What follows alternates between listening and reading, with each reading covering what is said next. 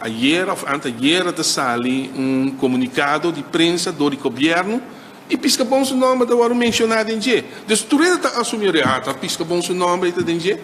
Não, absolutamente. Pisca bom não tem nada a ver com coisa nossa sali explica se aí fez em começo.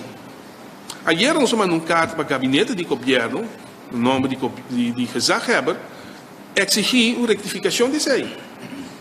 Não tem que buyback, não, absolutamente, pisca bom, não tem nada de a ver com a situação que tem na toma de decisão aqui.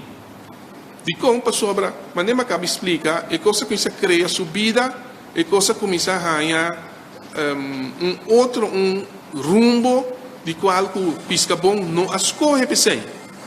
Então, o que passa? Agora que cada gente está ganhando no mesmo pensamento, cada gente está ganhando na mesma opinião sobre a inteira situação, cultura consequência na Maranajé. Entre outra maneira, mas acabei de explicar agora que é consequência com direção personal.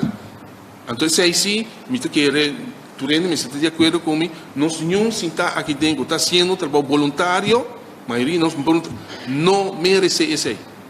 Se um coisa não está bem bom, se pisca bom, acho falho, a mim tem prometo, senhores, não desculpa, ainda me também por falha. Só desculpa se falho. Pero acercar-me de maneira neta, correta, respeituosa. Se tenho, não falta respeito com nenhum gente.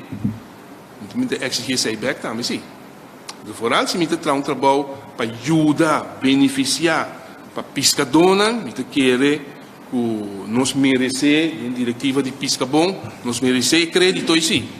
Nós não também tira lodo, nós não também se perfeito. Tem diferentes coisas que o pisca bom assim para gente não personal, como posso ali mencionar na tour. Pero o pisca bom não está assina.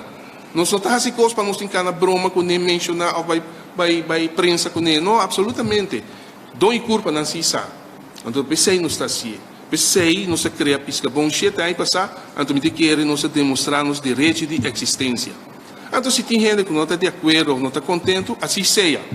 Mas nós temos uma quantidade de membresia, que nós estamos chegando 100 membros inscritos na Pisca Bom. Isso aí significa algo que quer.